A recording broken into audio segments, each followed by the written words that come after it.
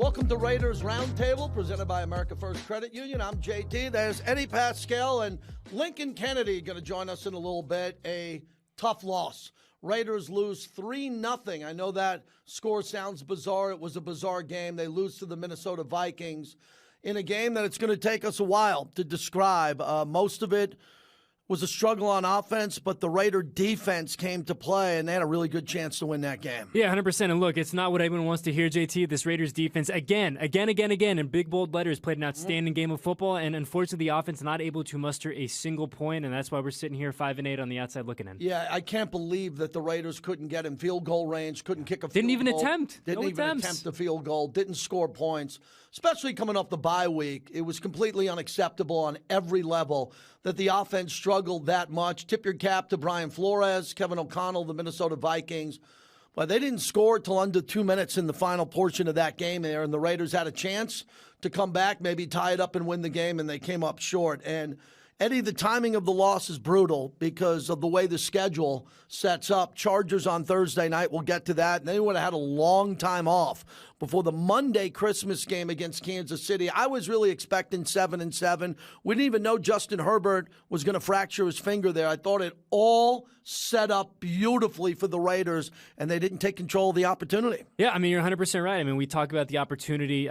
We talked about it last week to be 7-7. Everything kind of fell your way. And I think, JT, you hit the nail on the head where, thinking about this game, going into this game, we expected a little fireworks. We expected some theatrics. We expected, not wholesale changes, but a little something when you got 2 weeks to get ready for an opponent. And unfortunately, we didn't see that. Again, the defense came to play, but the offense unable to really do much of anything for a full 60 minutes. The offense didn't do anything, and that's what's shocking to me. I really expected more as we take a look at some of the points of the game. I won't say highlights because there weren't many, but the defense came to play. And I thought the defense was in a position where they were ready to go. They were fired up. And on the opening drive of the game, on this play here, Aiden O'Connell has all day, and they pick up a critical first down here as they threw to the marker, something that aggravated me the rest of the game. He had the time there. The offensive line was protecting. And Eddie, the push here was smart. I think they should do more of that with Aiden because he's a big guy.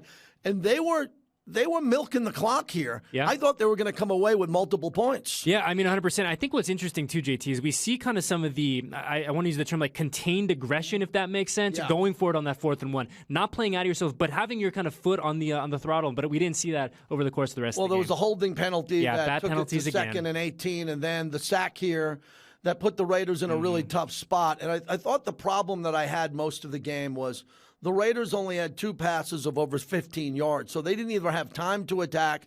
But look at this. Jones almost with a pick 6. He potentially could have had that play here. I loved his body language in this game. You could tell right there that he got his hands almost on the ball. And we're talking about 2 great receivers in Hockenson and Jefferson, and they were pretty much neutralized. Yeah, I mean, obviously Justin Jefferson leaves the game early, unfortunately, due to injury. Glad to hear he's doing better and back in Minnesota. But all the same, man, it's going to be the constant theme tonight or this afternoon, JT. This Raiders defense came to play, and it wasn't just Maxx Crosby, which was great. It was Max and the other 10 guys out there. So very, very positive note for Patrick Graham's crew. Yeah, Tyree Wilson had a good game. Yeah, he did. I liked where he looked. I liked how they moved him around here.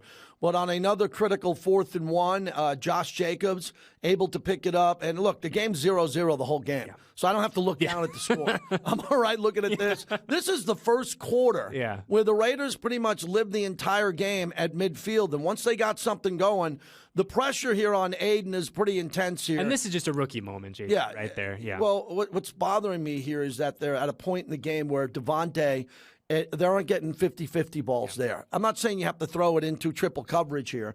We know Devontae is going to be double covered here, but look at the defense. Look at Max again.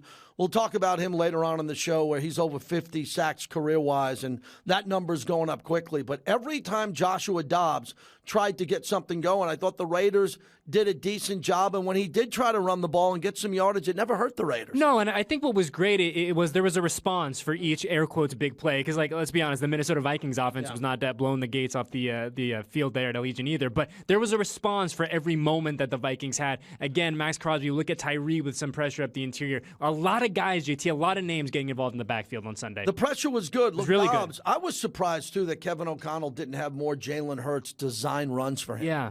because he was spreading the Raiders out, and he was doing the Raiders favors by holding on the ball. I thought if he just tucked it and run a few more times, they would have picked up more first downs. Yeah, and when we saw that, right? We saw it in the earlier in the pack where when he gets out, he's an athletic guy, right? Yeah. He can do a lot of things. So to your point, I'm surprised they didn't play to his strengths a little bit more in that aspect. That was the big hit by Epps across the middle there, and he just laid the lumber to Jefferson, and Jefferson was pretty banged up. And that's how you're supposed to do it, though, right? No flags. That is how you're supposed to do it in the NFL in 23, JT. Yeah, and then on this big 4th and 2 play where they're able to pick it up and get a first down here, you tip your cap. We're seeing Justin Jefferson leave, and it was a serious injury. Had to go to the hospital, and happy he's okay. But still in the second quarter, 0-0, and I was trying to think, this is when the Vikings are going to try to get 3 and then get the ball the second half and get 7. I call that the Andy Reid special, and the Raiders did a really nice job. Here's the missed field goal, as that was 5:30 to go in the game, and the Raiders got good field position. This is another example of, after this, I thought, why not attack? Deep shot. Take a deep shot here. And there's another example of a ball that completely missed Hunter on a 3rd and 1. Is that the best play to run on 3rd and 1? I'm not saying you got to run the football, but instead of throwing an out route where Hunter's body's turned around, how about just Hunter cutting it inside where I think it would have been open by a yard or 2? And I'm sure we'll talk about the struggles on 3rd down all afternoon at Allegiant, but we look at that 3rd and short, JT, 2 4th and 1s where the Raiders got it pretty seamlessly running the football. So now it's easy for us to sit back here and dissect. But run the ball, keep it simple. Doesn't have to be overly complicated. Yeah, you see Raiders here, the lowest scoring NFL game since 2007. It's the lowest scoring game ever indoors, which I didn't need to see that last night on the late Sports Center. History, but it was a struggle. History. Yeah, well, history, not good history here. But for the Raiders, that was another penalty. But look where they have the ball here with 1:16 to go. This is at a point in the game where you think Vikings are going to get something. And Maxx Crosby with the play of the game on 3rd down, because they only needed about 6 or 7 yards for a field goal to get that momentum going, and Max once again to the rescue. Look at this bull rush, not giving up. Dobbs still wants to keep running, runs right into Maxx Crosby. And I think the important thing to note on this, JT, Maxx Crosby, a man who is very clearly and openly not playing at 100%, and he's still giving this effort, snap in and snap out. I mean, there's only enough good things we can say about 98. Yeah, I wasn't happy at the end of the second quarter. I don't think they made an effort to get points on that. I thought that was super conservative with so much on the line. Here's the Spillane play, the big play there. Now we're into the 3rd quarter, and the Raiders are getting pressure on Dobbs, and there's a penalty on this play. But I look at the flags in this game. Some of the flags hurt the Raiders, but never to the point where it was going to do the Raiders in. And the Minnesota had a couple of flags that really hurt them, where they were trying to stay on the field and gain first down. I mean, we could be honest, JT, if we're sitting here in the 3rd quarter, this was not a pretty football game. You know what I mean? So, and we see Hunter Renfrow here getting out in space. Wow. Good to see him kind of do his thing again. 3rd and Renfrow again. Unfortunately, I'm sure the next play we'll see will not be the one that that he will want to remember. But man, when he's rocking, it's good to see. And on this play, again, I'm not a big fan of throwing the ball behind the line of scrimmage. I don't get it. They like it around here. They're doing it awful amount of times this year. It's a physical play. Hunter gets hit hard. The ball comes out here, and I thought Hunter did a decent job protecting the ball, but it was punched out again, which seems to be prevalent around the league. If you can't stop them, try to punch it out, and it worked well. Yeah, it sure did. And it just, you think back now, geez, gosh, they were in field goal range at that point. Even just fall down and kick the field goal. But, we live in a world of reality, not what could have, should have been. Aiden again here on another opportunity. This pass to Trey Tucker. This is tough, man. This is tough because James Jones talked about it, and you'll hear you got to make this catch if you're him. And Aiden did a nice job here avoiding pressure, seeing the man open downfield. It's just another moment this year, Eddie, a moment of inches. 3rd down, it seems like we're short half a yard.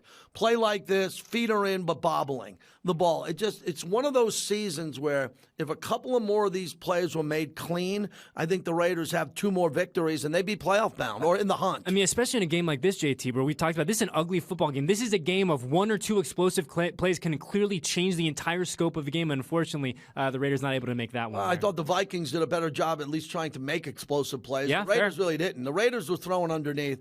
This is a big drop by Michael Mayer, too, because he only had 2 targets in the game. He had 1 reception. This is the second target there, and that would have been a first down. And Aiden was under a lot of pressure here, and he threw the ball perfectly, and Michael's got to hold on to that. And look at the Vikings punching that out. That's all Brian Flores preaching that, and they punched it right out from a really good pass-catching tight end. Yeah, and then we're seeing here Nick Mullins comes into the game.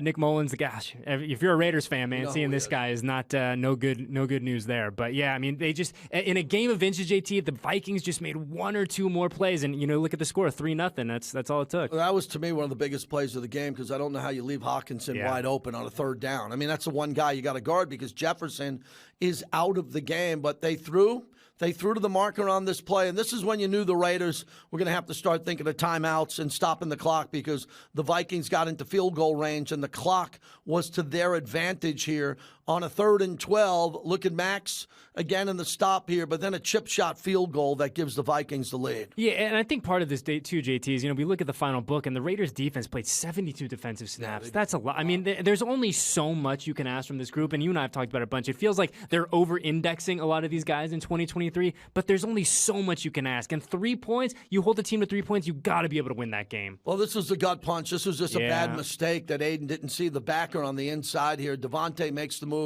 across the middle there. You have got to see that. Look, as we look at this, Devontae's on the outside on first down. He makes that head fake move. He's open if there's not a linebacker sitting in that window.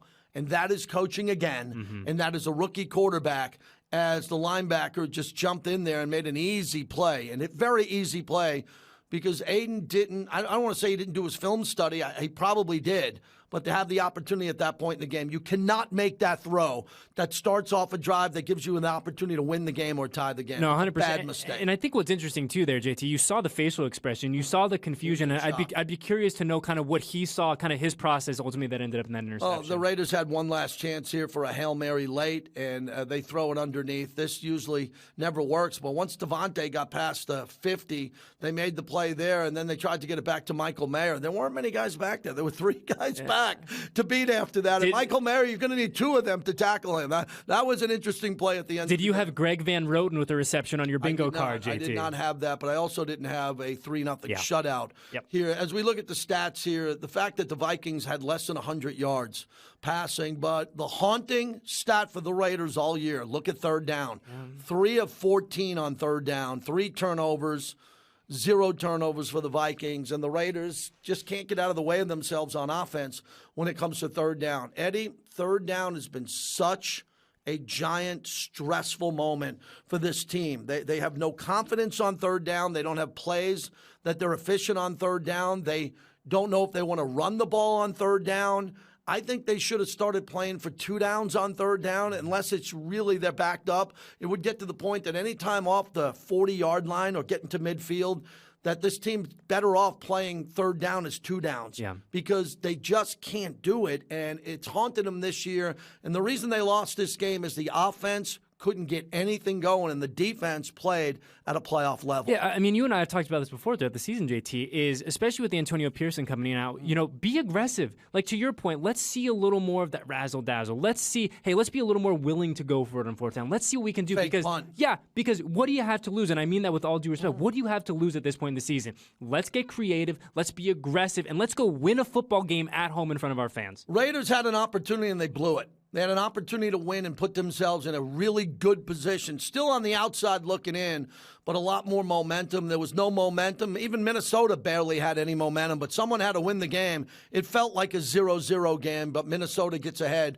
3-0. When we come back, he called the game with Jason Horowitz. The great Lincoln Kennedy will join us with his analysis. We'll look back on what he saw and look ahead to the Chargers coming up on Thursday night. This is Raiders Roundtable.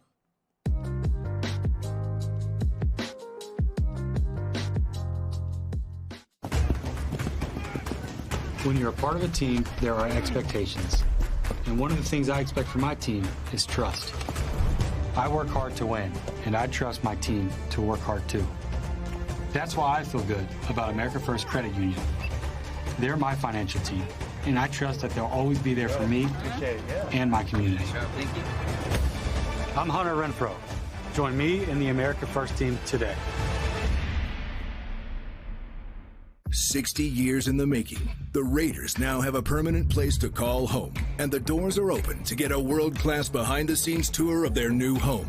An attraction unlike any other in Las Vegas, Allegiant Stadium. The Las Vegas Raiders invite you to experience the expertly guided tour that includes exclusive access to areas restricted to only football players, coaches, and staff. For more information, visit AllegiantStadium.com/tours. To be a Raider is to be bold, powerful, and loyal. Once a Raider, always a Raider. Raider Nation family is authentic, with the heart here in Las Vegas. We are often imitated, but can never be duplicated. Why? The autumn wind is a Raider. Because there is only one nation. Keep up with the 2023 season by downloading the mobile Raiders app or visiting Raiders.com/connect for scores, where to watch, and what's happening next.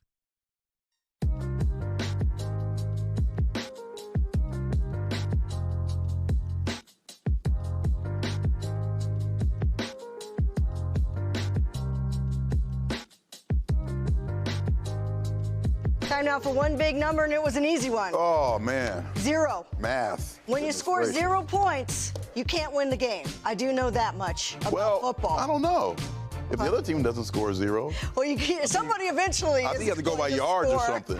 Yeah, I don't know. I just know that wasn't good. And look, Antonio Pierce knew it wasn't good, and he never has missed his words. It wasn't good enough. Everybody's going to be evaluated.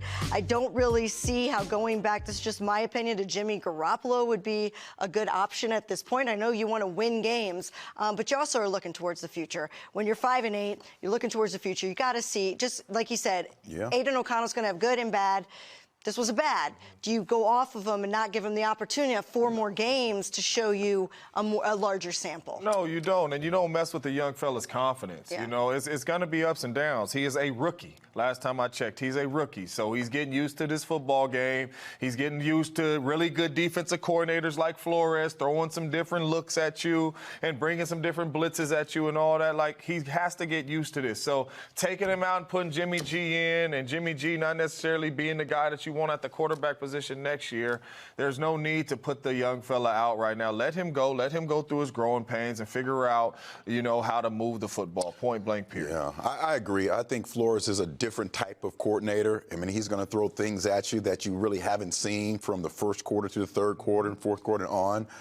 He's going to grow. Aiden is going to grow with this. He's done that every single opportunity. He's always kind of matured faster, processed faster. So the next couple of games, he's not going to see this type of defense, and I think he's going to get back to playing well. Now, remember, the first half of the Kansas City Chiefs, he was playing as good as Patrick Mahomes. He was. Right? 2 weeks ago. Blow for blow. Right, blow for blow. So now all of a sudden, because he's faced a coordinator that is experienced and has enough capabilities to be able to give him some trouble, we're going to throw him to the curb? No. He had a quarterback rating over 100 against the Chiefs defense, right? Yeah. That's something that you can build on. That's an overall bad performance by the offense as a whole, and it starts with the OC with Bo, and it starts with the quarterback, it starts with the receivers, O-line, running backs, all of them. And just one final point, I think, is when you're talking about how frustrated Coach AP seemed and looked, it's because they had a bye week. Yeah. And he thought that he was getting together an offensive game plan that would work, and it didn't. And that's what's causing this frustration. Like, we had 10 days to really get this thing going. We thought we had a great plan, and that's what we had. So that's where that frustration. But not only that, he knows it's 2 things in this league. You win, or you lose, right? And we losing. I don't care if it's 3-0 or 33-0. Right. We losing, right? So we got to find a way to get some W's. The crew from Raiders Game Day, welcome back. And Eddie Paskal joins me, and we bring in the great Lincoln Kennedy on Raiders Roundtable. And Lincoln, that was a terrible performance by the offense in a game that the Raiders had to win.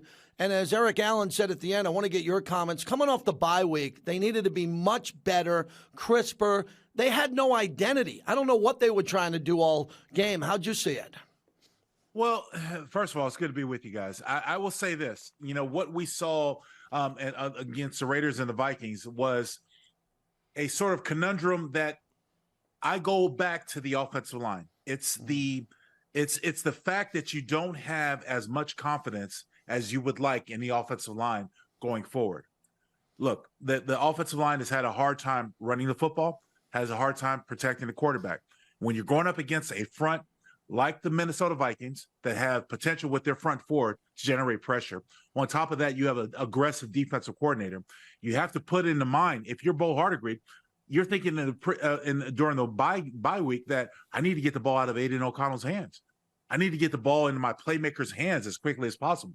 That's why you saw a lot of those tunnel screens, those bubble screens, because those, to me, guys, are nothing more than elongated runs. sweeps outside. That's what those are. And that's what you're trying to do, is trying to find a way to get the ball out of your quarterback's hands as quickly as possible and into your playmakers' hands. Now, to the detriment of the Raiders, it just didn't work out.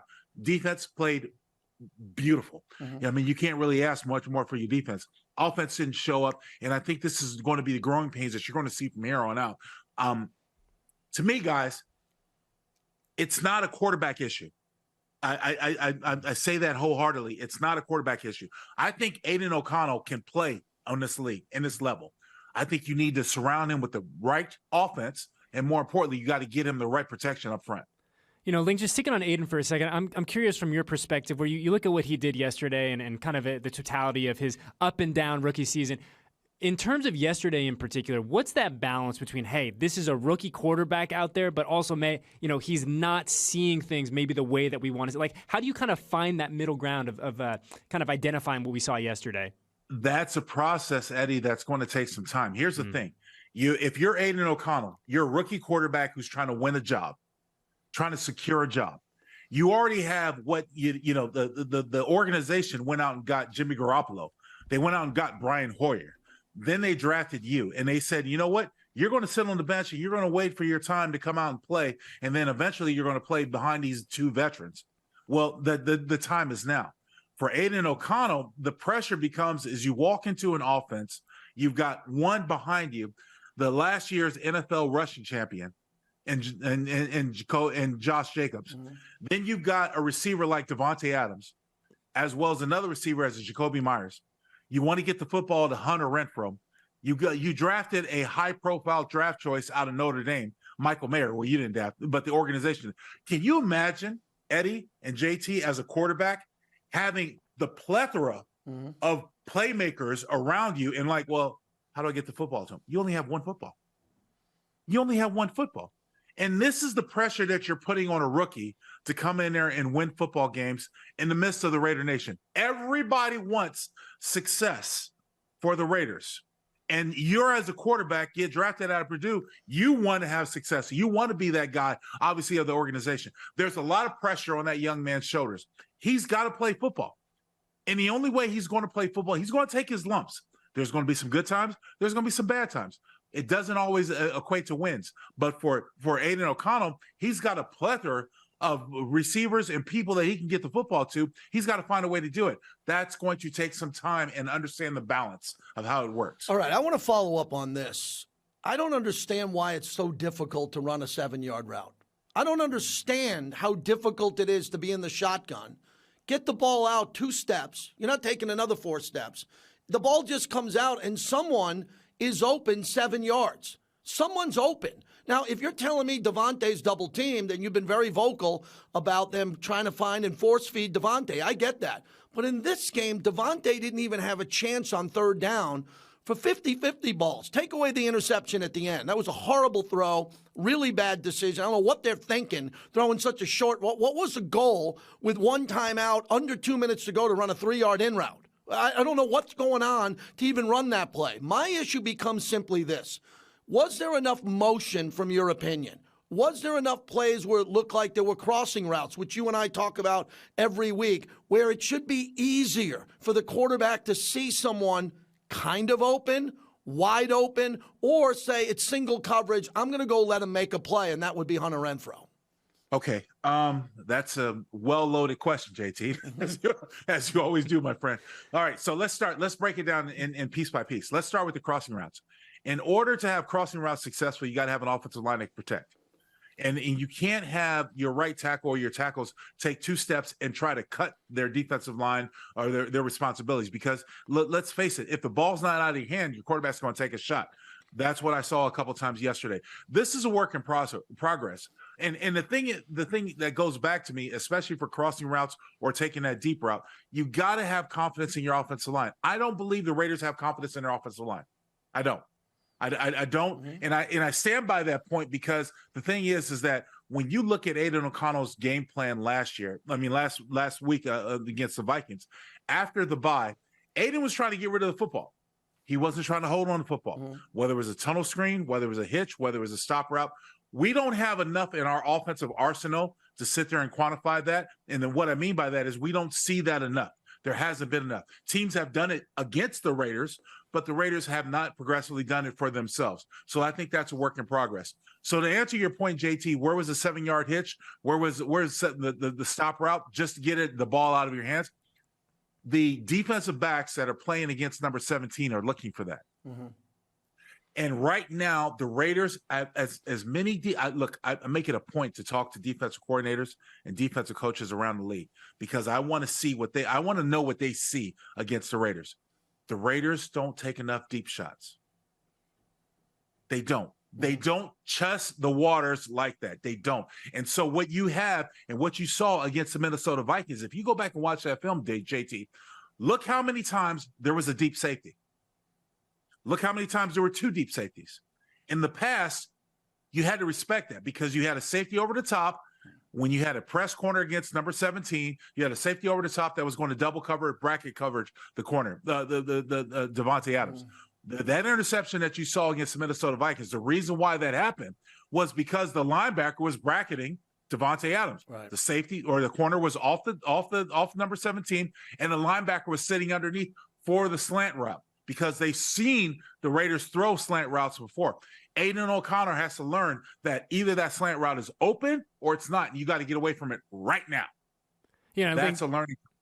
Yeah, I mean, 100%. I mean, we talk about it, just a frustrating day for this Raiders offense, and I think made all the more frustrating because of how well the defense played. I mean, we look at what the Raiders defense did, Link. The 3 points allowed, courtesy of our friends at Raiders PR, the 3 points the Raiders allowed were the fewest the team has allowed in a game since Week 15 of 2012. Yeah. So, I mean, we've talked about Patrick Graham a lot on the show, the three of us. He is, whatever he's doing, he's working. It does not seem to matter who the personnel is in there. But, I mean, gosh, like we talked about earlier, there's only so much you can ask of this defense. And Pat Graham's group, from Maxx Crosby all the way back to the back end, they did exactly what they needed to do, and they played well enough for this team to earn a win last night or yesterday afternoon.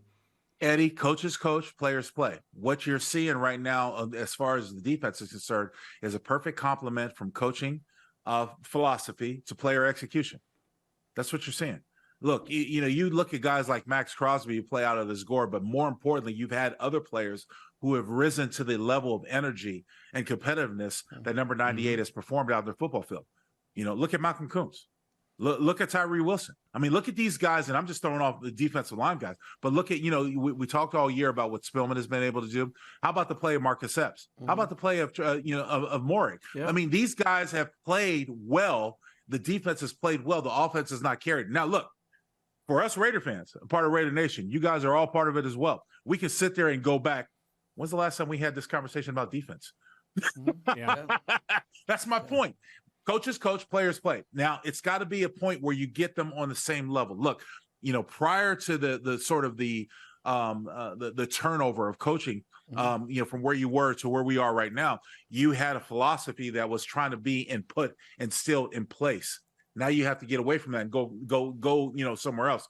It's going to take a while, and it's not a pretty thing. Look, last week's loss was ugly, 3-0 to the Vikings. Okay, it is what it is. But this is still a work in progress. And I challenge anyone who cannot see the golden lining between this team. This team has potential. They've got everything they need. They just need to fine-tune it with a couple pieces here and there. To me, I think it starts with the offensive line and offense. And defense, there's a couple spots we'll talk about later as well. Yeah, they're looking at these stats, 5 sacks, 8 tackles for a loss, 24 quarterback pressures. The hurries at 11. Link, we went back to Roundtable, maybe the first one. The key to that, turnovers. Yeah. Turnovers. Yeah, none. You can't turn over the football. Yep. If you're the offense, you can't turn over the football because you're struggling. The defense didn't get any turnovers. That's the key. Now, when you look at those stats, and I'm not a big stat guy, but when you look at the stats, to me, what stands out is turnovers, okay, first and foremost, and more importantly, the critical penalties. Yeah. Because penalties, to me, slow momentum. They stop momentum. I've always felt that as an offensive player. When you have a holding, I don't care where you are. It is hard to overcome.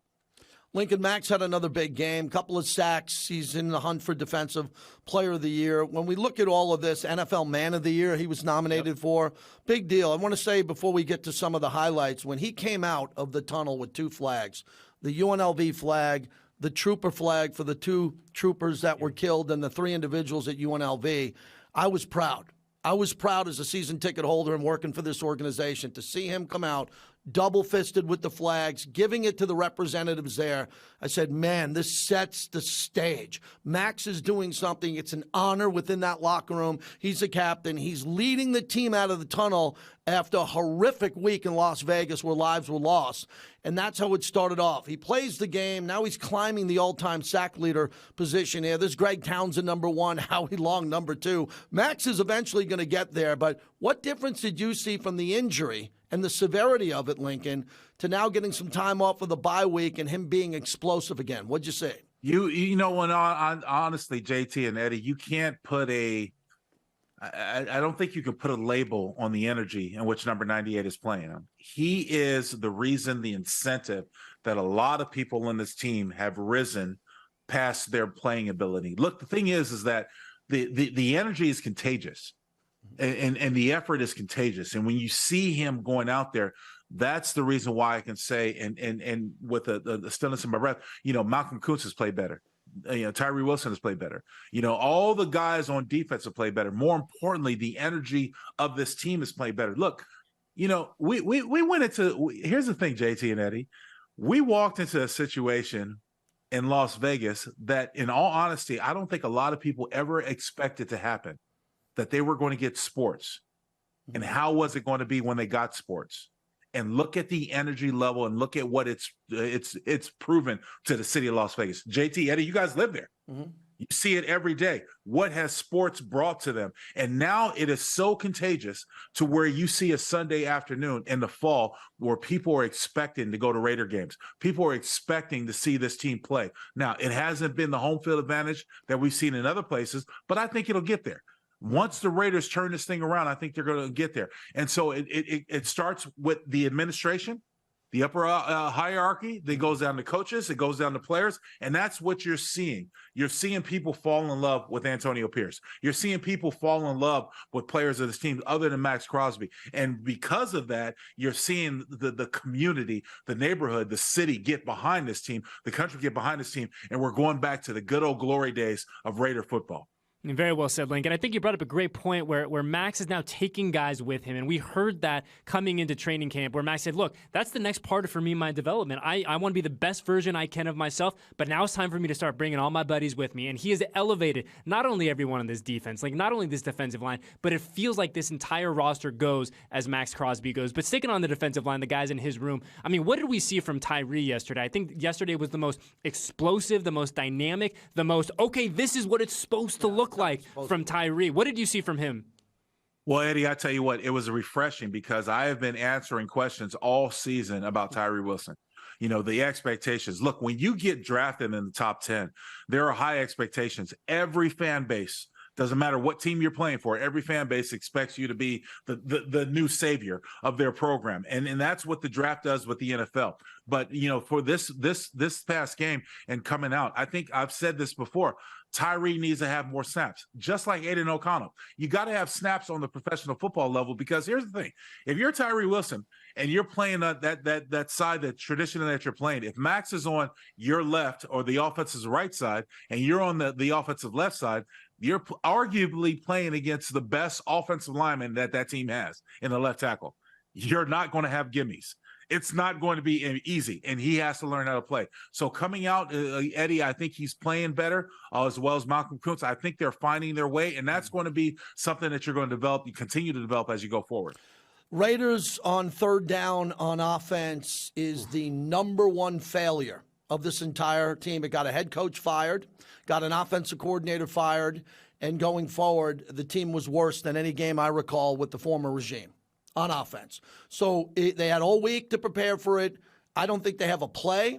I don't think they have a concept. I don't know what they want to do on third down. And as I've talked to Eddie about this, what concerns me is there's so much pressure, Lincoln, when I'm in the booth with you behind you and you're calling the game and it's second down and they come up short. And they're only short by 1.5 yards. It's kind of too much to run the snake, even though they can.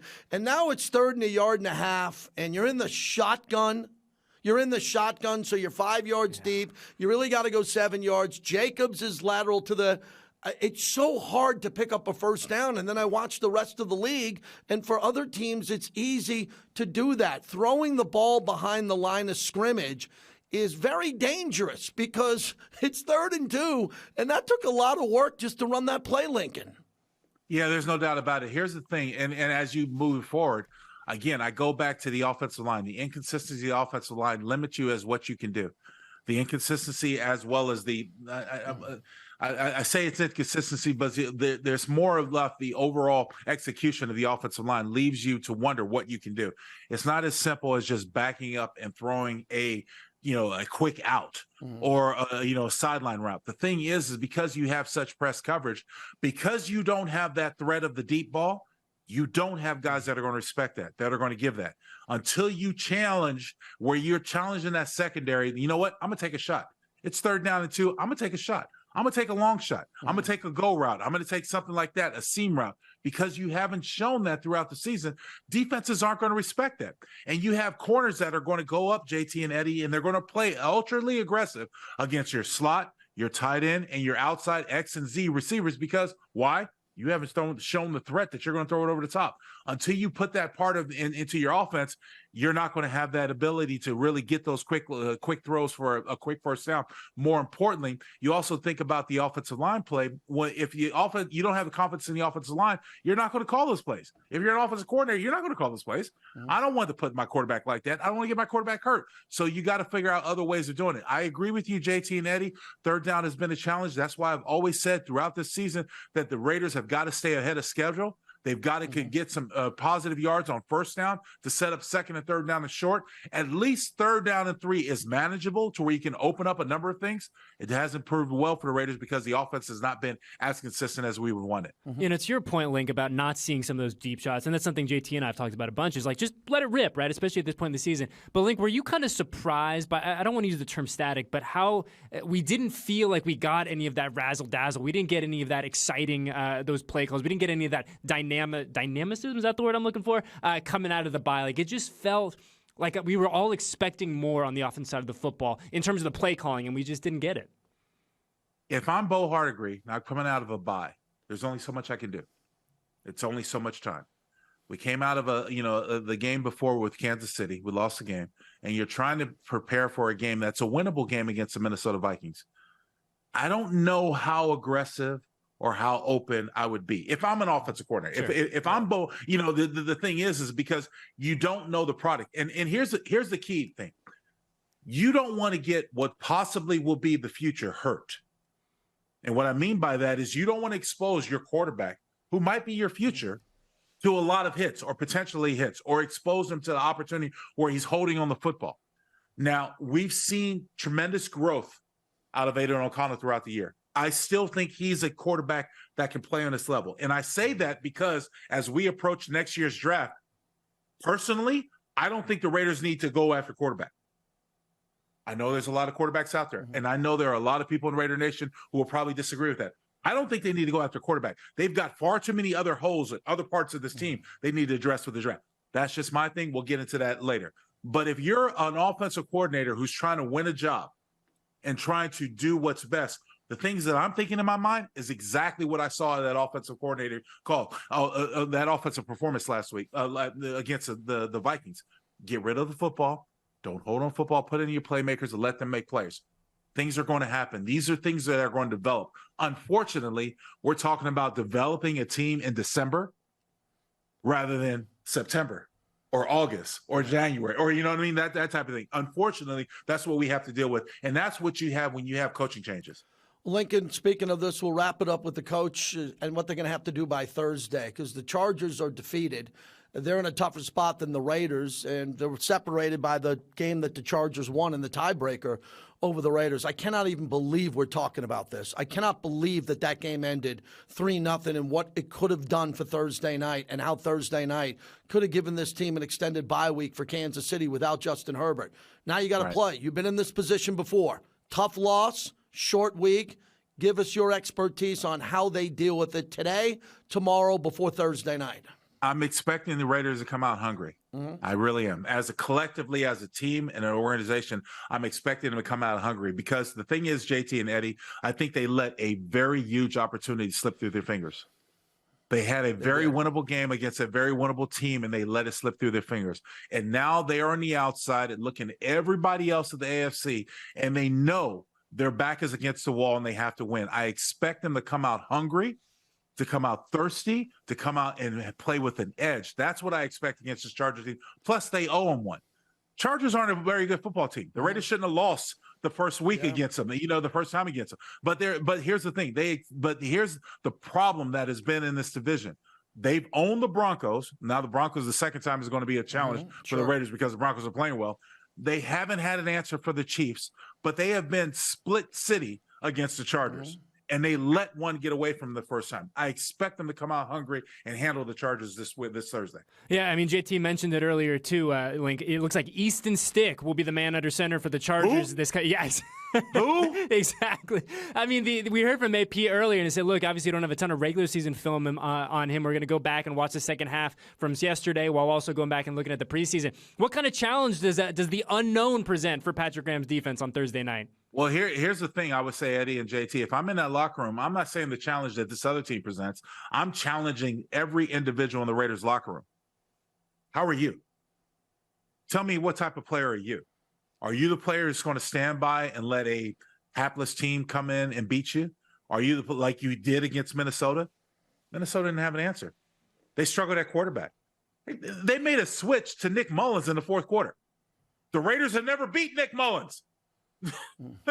That's what I said on the air. I don't think they've ever beaten Nick Mullins. And all the teams that he's played, the Raiders have never beaten it. You let a virtually unknown quarterback beat you. Where's your pride? That's what I expect. That's the challenge that I expect to the Raiders organization. The players, that's what I expect. I don't give a damn about the Chargers. I don't care who you're playing on the other side of the ball. What type of player are you? Show me what you're made of. Thank you, Lincoln. Short turnaround for you, too. Safe travels. We'll see you Thursday night. Thanks, guys. Appreciate it. The great Lincoln Kennedy. When we come back, wow, Kansas City, Buffalo, what that game looked like, and a little prep looking at the schedule going forward as we continue on Raiders Roundtable.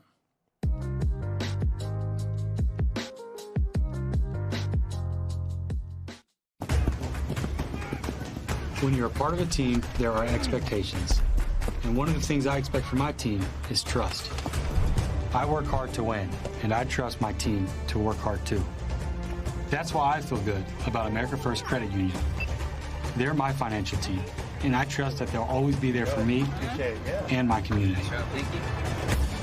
I'm Hunter Renfro. Join me in the America First team today.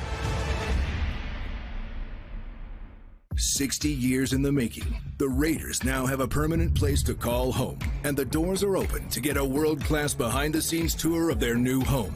An attraction unlike any other in Las Vegas, Allegiant Stadium. The Las Vegas Raiders invite you to experience the expertly guided tour that includes exclusive access to areas restricted to only football players, coaches, and staff. For more information, visit AllegiantStadium.com/tours. Raider Nation, let's talk silver and black. Tune into the Silver and Black Show and stay locked into everything Raiders football as we chat with the biggest names in sports and culture and your favorite guys in silver and black. Our attention to detail in practice is starting to pay off. Keep up with the discussion. You need somebody to be able to create some juice, some energy, and some pressure off the edge opposite Maxx Crosby. The analysis. And that was the Raider team we were all kind of expecting to see this season. And the fun. It was what we call barbecue chicken with all them corners, so it should be a really good thing. Watch the Silver and Black Show along with more exclusive Raiders programming on Raiders.com or the Raiders official YouTube channel.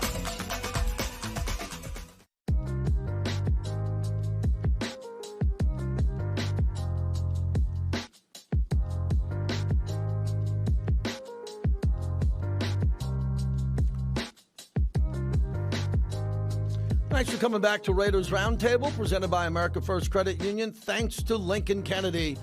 As always, Kansas City, Buffalo. That has been the marquee game in football. You had Philly and Dallas, the Niners and Dallas. But to me, the last 3 years has been nothing bigger than Josh Allen versus Patrick Mahomes. And for Kansas City to lose that game at home on a controversial play, I talked about it late last night, and this was a game that was a shootout.